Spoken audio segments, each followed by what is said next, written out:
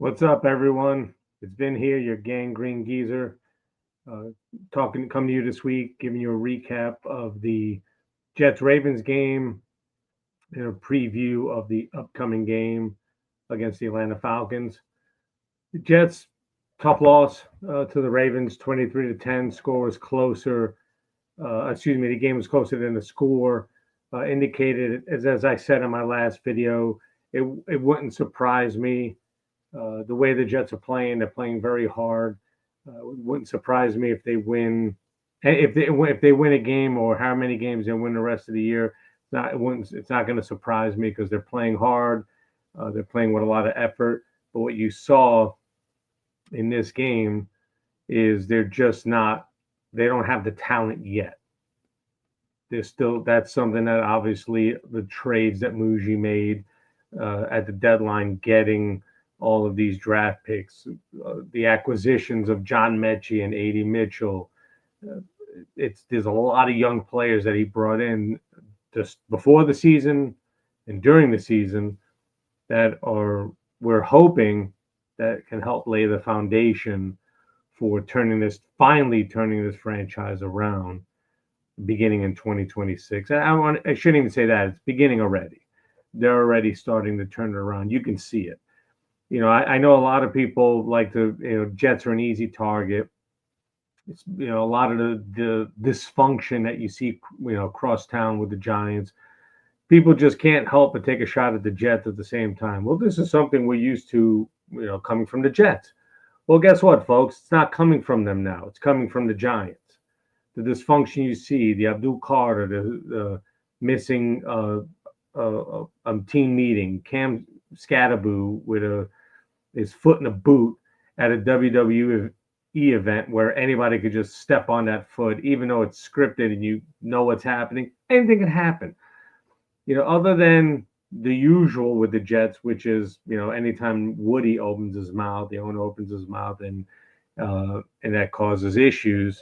That's the given, but that's the easy target. But the way the Jets are being run right now, the way Aaron Glenn is running the team, that they're not, yes, they are 2-9, so their record is what their record is. You are what your record says you are. But just in terms of the off the field, yeah, I know some people don't like the way Aaron Glenn treats the media and the way he comes at them. But you know what? Deal with it. It's different. He's bringing something different. He's bringing a different approach. He's not trying to get along. He's trying to get this team to compete. He's trying to get this team to win. He's trying to get this team eventually to a Super Bowl. Right now, he's at the competing stage. He's at the evaluation stage. And everything we thought Tyrod Taylor would do, he did. We were able to see what John Mechie could bring. We were able to see what A.D. Mitchell could bring. We already know what Breece Hall has, but at least he was, he had that tough fumble, which was that honestly is what killed the game for them. Was that fumble, which if the Jets are driving there, and if they go in the score at that moment, I believe it's 27, it would be 2017, and you'd have a game on your hands. And the Jet defense, I know a lot of people are looking at that fourth down. It was 4th and 2, and it was a horrible play call. They didn't make it. It's not just a play call. It's the fact that Breece Hall's nowhere on the field for a lot of these plays. There's no Breece Hall. Your best offensive player, and the more you get him the ball, the more he shows it. Your best offensive player, he's nowhere to be found on these crucial plays. Even if you're not going to get him the ball, the fact that he's on the field, he has to be accounted for. Just the way it is. And if he's not accounted for, if Taylor's a savvy vet, if he lines up, he's got the play called, and if he sees not really keying on him, he can always audible. But it was there was the couple of series where the play calling was just a lot of really vanilla. There was the one series where it was 3 straight runs, and then at 4th and 2, I get being aggressive. It was one of those where sometimes when you're watching the game, and obviously I'm watching every play, you didn't feel at that moment, go for it. No, we have to go for it. We're spinning our wheels. We have to go for it. The defense was playing stout. I don't want to hear anything about Lamar Jackson. He's not 100% healthy, but guess what? He's on the field and he's playing. Nobody cares. Oh, the Jets don't have a quarterback. All these injuries made all these trades. Nobody cares. When everybody lines up on Sunday, they're trying to kick our heads in just the same. So I don't want to hear that. He's on the field. He's playing. The Jets made him look ordinary. I know he's not 100%, but he still looked ordinary. Derrick Henry, they kept him in check. For them, the Jet team, their offense was better than the Baltimore offense in that game. But as with always the main difference between good teams and bad teams, it's the good teams will make the plays when they need to. The bad teams won't. The bad teams will have the penalties that'll just kill you. The Isaiah Oliver penalty, the Adams penalty. These guys won't be on the team next year. Those were crucial. If you just play the ball right, especially Oliver. Oliver's in position. Just turn around. Just turn around. The guy's not going to make the catch anyway because you're face guarding pass interference. Adams, the ball is out of the end zone, but because you pull on Flowers' arm, pass interference, ball on the one. And the Jets almost stood up on that. You had these guys. Adams was a flash. It was a great story. UDFA made the team. All right, it's over. I do not think he'll be with this team next year. At best, he might be a depth piece or a practice squad guy. My personal opinion is I don't think he'll be on the team next year. I don't think Isaiah Oliver will be on the team next year. I think you're seeing a beginning of a secondary with Brownlee and Stevens and as Ray Thomas and Malachi Moore. You're seeing that's the foundation. These I think are the foundational pieces of 2026 secondary. But the game, they started out strong. They came out strong. It was a good opening drive. A good kickoff, not a good opening drive, a good kickoff by Williams. Again, he was cast off early in the season, brought back, and he's been very solid, leading a top special teams unit in the league. Nearly picked off Tyrod Taylor's on that first series, 3 and out. The Jets just I'm looking through my notes here, very conservative play calling. You have a guy now, Engstrand. You have Tyrod Taylor. What this also may show is what John Mechie, A.D. Mitchell. You hope these guys are going to be your third and fourth receivers in 2026, with maybe Smith being a fifth. You have Garrett as your one. You're likely going to draft your two, unless you bring someone in as a free agent. But you're playing ones and twos, threes and fours as ones and twos. You're playing an aging, solid quarterback, but he's an aging quarterback. So when everybody's saying, "Well, I don't know what this team is going to be. We got to get some W's. We can't keep having these instances where they have leads and they blow leads." Look, man, this team is what it is. It's a team that's at the embryonic stages of what we hope will be a Super Bowl contender. This is not a team that's ready to compete, with the big boys. I'm sorry, ready to win against those teams. They win from week to week? Yes, they can.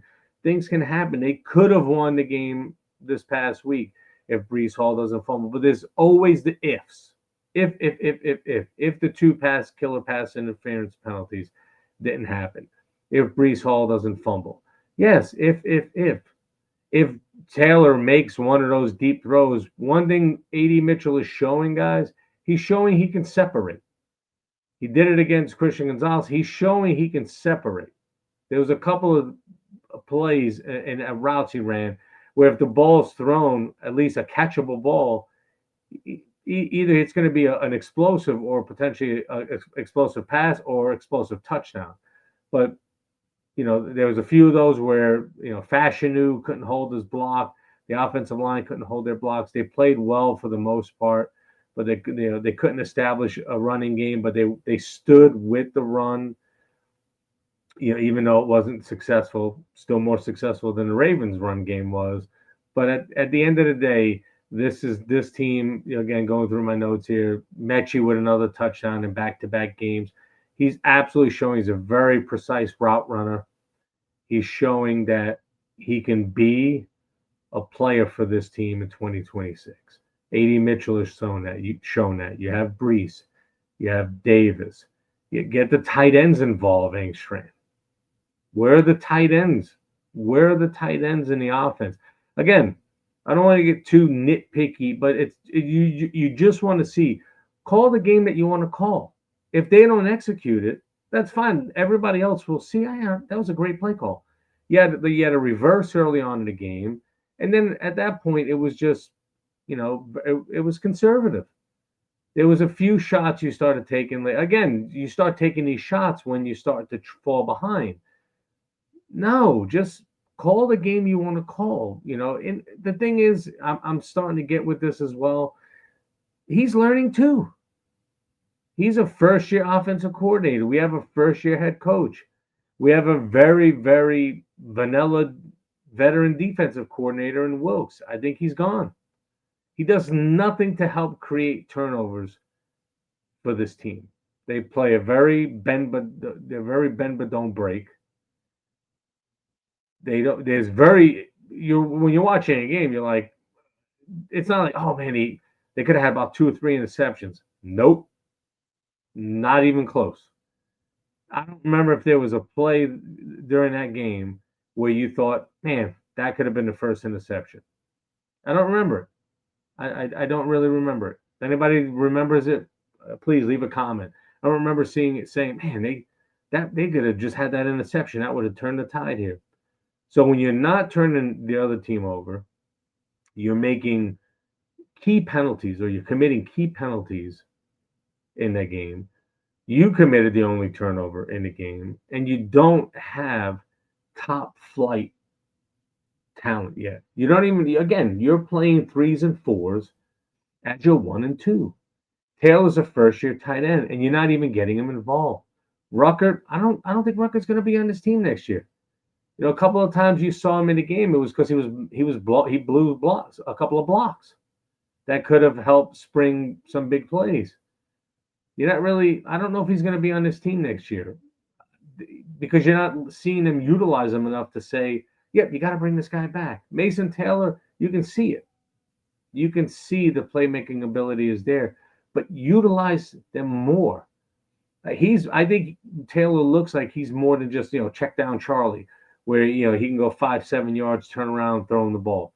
He can get him in the seam, get him on crossers. That's what the teams are doing to us. There was at least some solid adjustments this past week, going a little more zone and stopping with the man-to-man, where we would just get killed on crossing routes. At least you kind of stop that.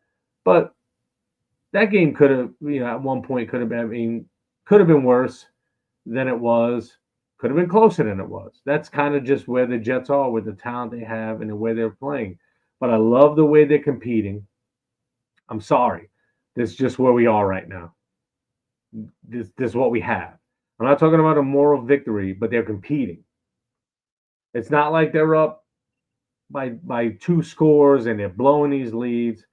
They just don't have the firepower. And we've been saying this since the beginning, to fall behind and not have to come back. They did it against Cincinnati, but that's the worst defense known to man. Every other game, I think they've had leads. In like the last 10 times they've scored first, they've lost. They've lost the game. Okay, it's like every weird, odd, bad stat that they could have. They're doing it. They're committing it. It's a Jet stat. NFL record for games without an interception. How many games they scored first and then have lost that game? It's just it's brutal. It's brutal at times, but I don't feel like when I watched this game, I didn't feel like, oh, I wasn't just you know, sad or depressed or angry. I wasn't indifferent. That's not the right word, but it's what I hoped, I guess, at this point in the season. It's kind of what I hoped was going to happen. Keep competing, keep fighting. It looks like something is being built here. There's a momentum in terms of, you know, a crispness, excuse me, to the way they're playing. But at the end of the day, when you're watching, you're like, damn, they don't have enough. They don't have enough talent. They're playing their asses off for this guy. They just don't have enough talent, which makes you excited. It gets you excited to say, okay, if they bring in more talent, how might this look? Now we all know it won't matter unless they bring in a quarterback. We'll call it what it is. You don't bring in a quarterback, it won't matter. None of it will matter if you don't bring in a quarterback. That's just the way it goes. No quarterback, I don't care. You have Garrett Wilson, George Pickens, Breece Hall, all of it. It won't matter if you don't have anybody to throw in the ball. Because you've seen what these players were when they didn't have anybody throwing them the ball. They were good, but now look how Pickens looks now in Dallas. Great. Look in the discussion now for the best wide receiver in the league. Why? Did he get any better? Maybe a little, but it's who's throwing him the ball. Actually now has a quarterback throwing him the ball. Because then Mason Rudolph or Justin Fields or Russell Wilson, past his prime Wilson, he's got an in his prime, top-notch NFL quarterback, and it shows.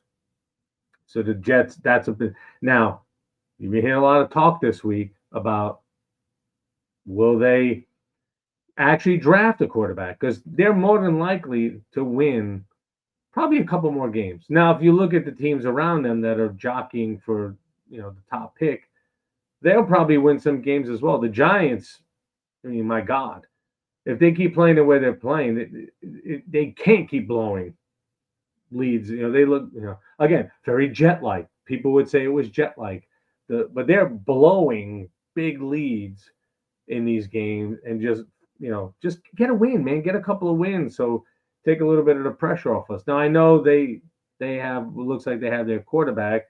Tennessee, they drafted Cam Ward last year, but you have, the Saints, who the Jets play this year. That could be a key game to set up draft position for 2026. But again, I think that I don't hear as much chatter about the Jets getting the first pick, because I think that correlates to there's not that stud star quarterback that's set to come out. There just isn't. There isn't that when Trevor Lawrence came out, or Andrew Luck came out, or Peyton Manning, and so on and so on. There's not that guy that everybody's saying you got to tank for this guy. You got to tank for this guy. Jets, what are you doing? Doesn't matter how good you look. You gotta lose these games. We got to get this guy. There isn't that guy right now. At least any of these guys are not showing themselves to be that guy. So why tank for something that may not be, we don't know what the Jets' plans are. Maybe the Jets' plan is not to pick a quarterback in this draft. Maybe they're going to they'll keep their pick if it's the first, second. Like I said, it'll most likely be a top 7 pick. Maybe they'll keep it. Maybe they'll trade down and accumulate more picks. They have the Colts first round pick in 2026. If they keep losing, and they, Daniel Jones looks like, maybe he's turning back into a pumpkin. Maybe that pick, where if the early mocks, they had that pick down in the 30s, low 20s, or in the 30s. That pick may now, I think it could be as high as the 20th pick, potentially, I think, or the 22nd pick. But it could be a much better pick if they get in and get knocked out right away. So let's just keep hoping for them to lose, so that pick is a better pick. But the Jets, they may just sit there and say, you know what? There's not a guy. Or, look, they may solve it for us, people. They may just go right back. They can all go back. None of them have to come out this year. They can all go back, and then 2027 would be loaded with quarterbacks. Loaded with quarterbacks. So keep building around what will eventually be, hopefully, finally, a franchise quarterback. Keep building the team around him. And I personally think that's what they're going to do at this point, based on the information we have right now. And I know this is a week to week thing because things change from week to week. They are going to, based on what I'm seeing and what I'm reading, there's a strong likelihood they will not pick a quarterback in the first round this year, either because they don't think any of them are good enough, or one won't present them, or they'll go back and there'll be really none. Anybody in that top tier will be a reach. So so that's what I think, and we'll definitely talk about the draft more as the season goes on and their position starts to crystallize as to where they're going to be picking. This game this week again, Atlanta. It's a very winnable game. It's a very winnable game this week. And as I'll say it. If anybody they beat from here on out, won't be surprised. If they beat Buffalo, if they beat New England, I won't be surprised based on the effort they're giving. They can win any game that they're in. If they keep playing the same way they're playing, giving the same effort they're giving, they could beat anybody that they're playing from here on out. And it's not like this Falcons. Yes, this Falcons team is fighting for a playoff spot. They had a big win. I don't know what's going on with some light over here. My apologies. Some light keeps going in and out over here. Not sure what's happening. The Falcons are fighting for a playoff spot. No Drake London in this game. Obviously, they have Bijan Robinson. But without London, they have Mooney, they have Pitts, they have some weapons. It is Kirk Cousins, not Michael Penix. So if the Jets can't, last week I think part of the pass rush was a little bit stymied because I'm sure it was coached into them to maintain your edge integrity. Do not overrush to the inside, get washed, and now let Jackson roam to the empty side and either can run or he's got all day to pass. I'm sure that was part of what they were coached to do in that game last week. Cousins does not present that same type of obstacle. Cousins is not mobile. That's not his forte, especially never was, and now he's a lot older quarterback, of course. But they have weapons. They are playing for something. You as a team, but they're still beatable. They don't have their top receiver. The way the Jets are playing, this is definitely a winnable game. And it's one of those games, again, the New Orleans game later in the year, in any game. I won't be surprised if the Jets go 2-2 over the next 4 games. Wouldn't be surprised if they go 0-4 or 3-1, 1-3. That's kind of where they are right now. That's unfortunately where we sit. You'd want to sit here and say, I'd be shocked if they didn't go 3-1. You'd be shocked. You wouldn't be shocked if they did, but it should be the other way. I should be shocked if they didn't. That's when when you're sitting there saying, "Oh, I'm shocked if we don't win this week." Not I'm shocked if we do win this week, which is kind of where a lot of Jets fans are. Nothing will if they again with the qualifying this with if they continue to play in the exact same way they are playing and the exact same way they have been playing, I think that they can. I wouldn't be surprised if they win any game from here on out. Any one game, week to week, they keep playing the same way they're playing. If they win that week, won't be surprised. Now, again, as I said, in the manner in which they win might surprise me, but if they win, won't surprise me.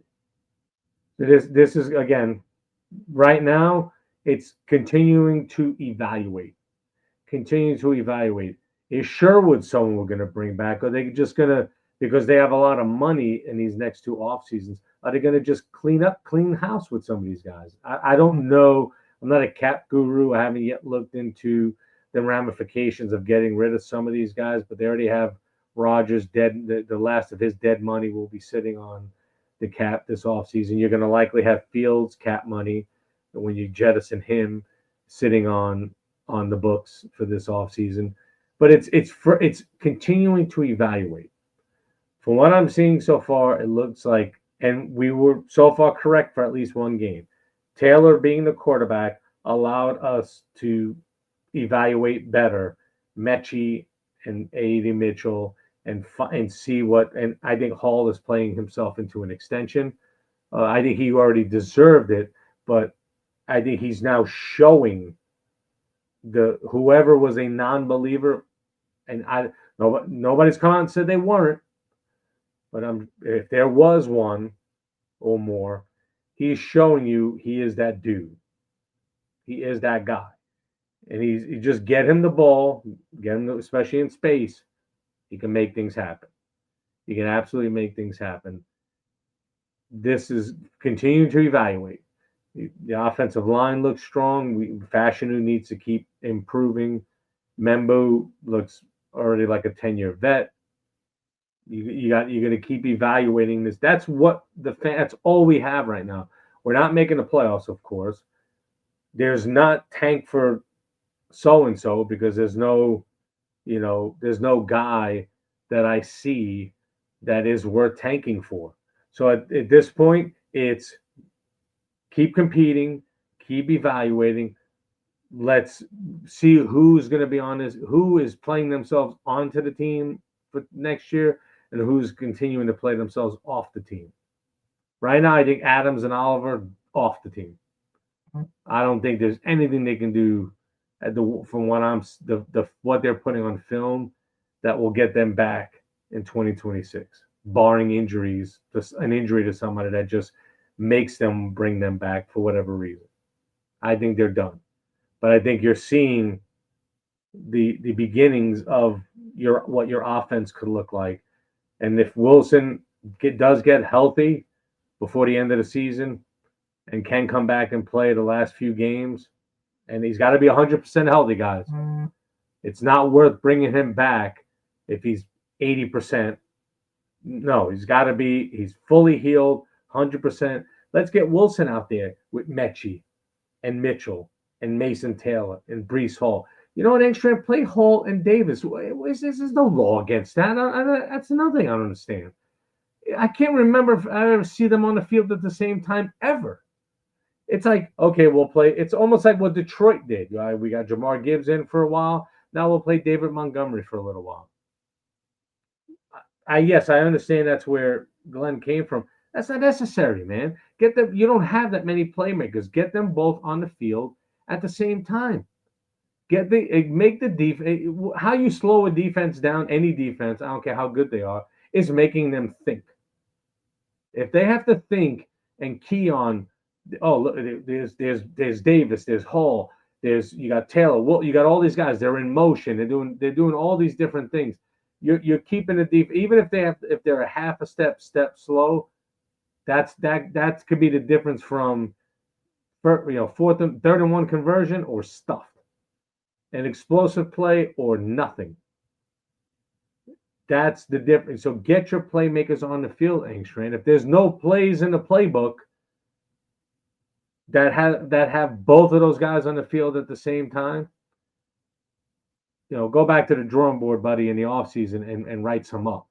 Because if I'm not a coordinator, never going to be one, just an observant fan saying, if I look to see what talent, how much talent I have. Who are my talented players? If I don't have a lot of them, which this team does not have a lot of talented playmakers, do whatever you can. Draw up as many plays as you can. I don't care if you do it in the dirt like you did when you were a kid.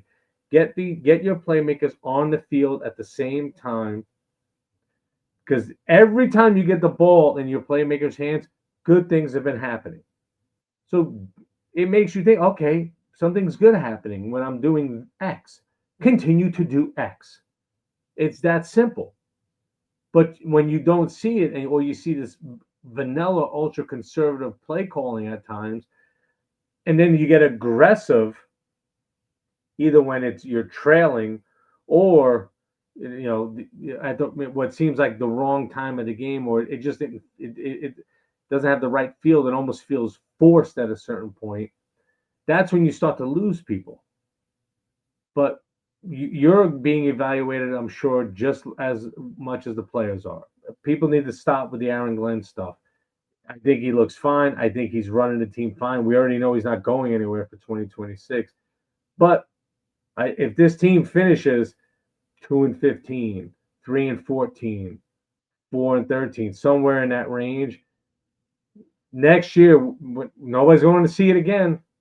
If they don't pick a quarterback, yes, we will all say, okay, you didn't see one that was worth either trading some assets for or reaching for at this point. Okay, but you better bring somebody in here to quarterback this team with whatever in whatever additional talent you've brought in to what you currently have, and it better be better. If you get to 4 wins this year, you better get to 7, at least 7 or 8 next year. Because we're saying to ourselves, okay, now you're at 7 or 8, you're probably in the middle of the draft class for 2027, but you have 3 picks. Now you can start moving around, packaging. Okay, how do I get up here? If you're not in the top 10, you'll have enough assets to get into that top 10 to get one of the young quarterbacks coming out who you think are going to be a franchise quarterback. So that's what I think the Jets should do. That's what I think they're ultimately going to do. But I'll be with you guys along the journey every step of the way. I thank everybody for liking and subscribing. I will have, as always, a reaction video after the Jets play the Falcons this week. I hope everyone has a very happy Thanksgiving. Hopefully you're already where you're going. If you're not, safe travels. Until we meet again, take care, everyone.